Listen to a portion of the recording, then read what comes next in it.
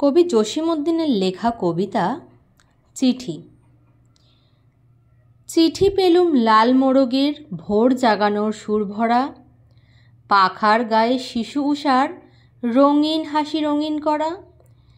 চিঠি পেলুম চখাচখির বালুচরের ঝিকিমিকি, ঢেউয়ে ঢেউয়ে বর্ষা সেথা লিখে গেছে কত কি।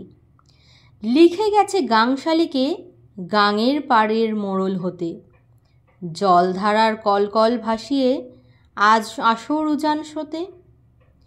চিঠি পেলুম কিচিরমিচির বাবুই পাখির বাসার থেকে, ধানের পাতায় তালের পাতায় বুনট করা নকশা এঁকে।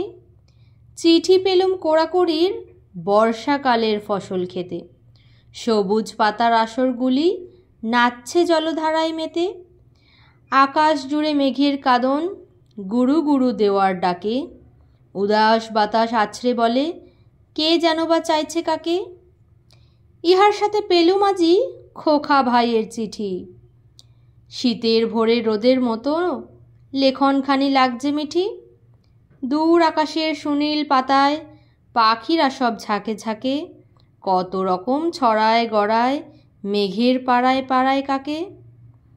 সেই সে পড়া হরফ করা খোকা ভাইয়ের রঙিন হাতে, খুশির নূপুর ঝুমুর ঝামুর বাজছে আমার নিরালাতে।